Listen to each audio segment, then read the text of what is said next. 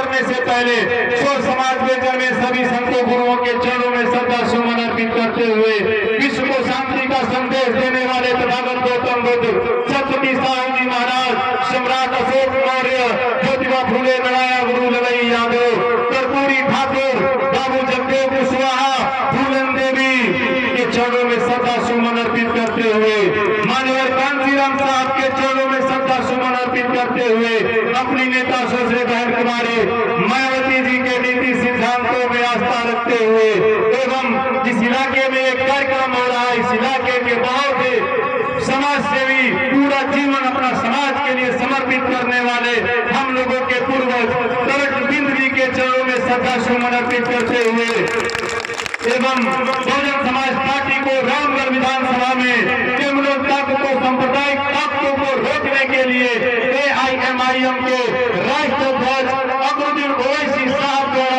समर्थन देने के लिए उनको दिल से धन्यवाद देते हुए साथियों, आज इस चंडेश चौक पर ये उमड़ा जनसैलाब, ये हजारों की तादाद में नौजवान अभिभावक माताओं बहनों का उमड़ा जनसैलाब इस बात की गवाही दे रहा है कि इस बार सरकार के इलाके से भी बदलाव की बयान कर चुकी है। साथियों, बदलाव की बयान कर चुकी है।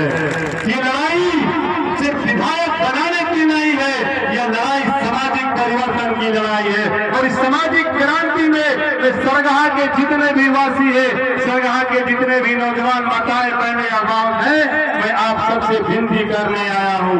आपका भाई, आपका बेटा उपचुनाव में भी चुनाव लड़ा था, आप सबने सहयोग आशीर्वाद दिया था, लेकिन हम लोग सरगाह के इलाके में आते आते दम तोड़ दिए थे। लेकिन मैं पूछना चाहता हूँ, जो लोग यहाँ से विधायक हैं, जो लोग यहाँ से सांसद है, इस सरगाह के इलाके के लिए कोई काम कर दिया हो? ये सरगाह का इलाका हमेशा विकास के लिए अछूत रहा है साथियों, अछूत रहा है। इन लोगों ने इस सरगाह के इलाके को सिर्फ वोट बैंक समझा है, वोट बैंक समझा है।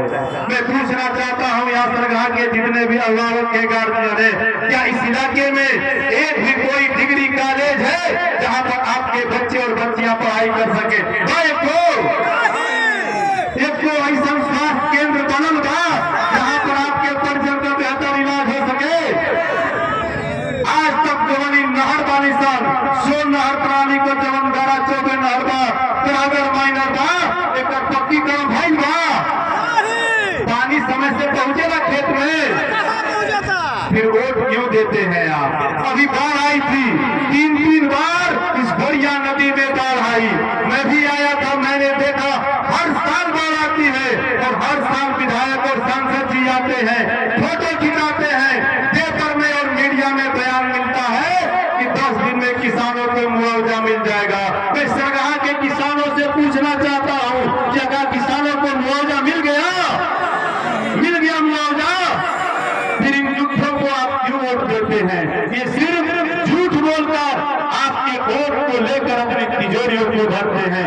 इनको चिंता नहीं है कि आपके बच्चों का बेहतर भविष्य कैसे हो, इनको चिंता नहीं है कि आपके परिजनों को बेहतर स्वास्थ्य कैसे मिले, इनको चिंता नहीं है कि आपके खेतों में पानी कैसे पहुंचे, इनको चिंता है विधायक बनने की, इनको चिंता है सांसद बनकर अपने तिजोरियों को भरने की। मैं सरगाह के इलाके के लोगों से कहना चाहता हूँ, एक बार बदलाव लाइए। आपने बहुत से नेताओं को चुना, बहुत से लोगों को विधायक और सांसद बनाया, एक बार अपने भाई, अपने बेटे को देख लीजिए, एक मौका दीजिए। इस सरगाह के इलाके में अगर विकास की बयान न बहा दूं तो पिंटू यादव फिर चुनाव लड़ने नहीं जाएगा, नहीं जाएगा।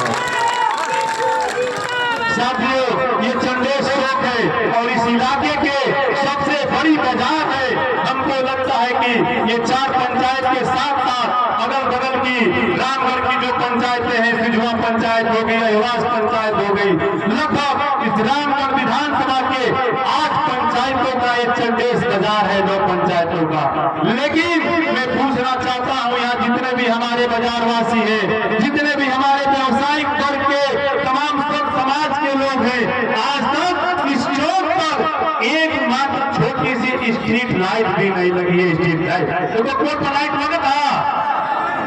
एक भी सामुदायिक शौचालय इस चंडेश बाजार में नहीं बना है।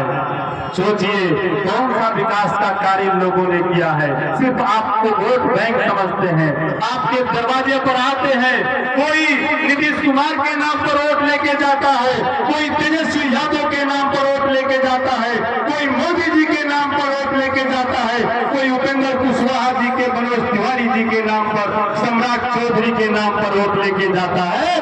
फिर वोट लेने के बाद आपके यहाँ दोबारा विकास के लिए नहीं आता है, नहीं आता है।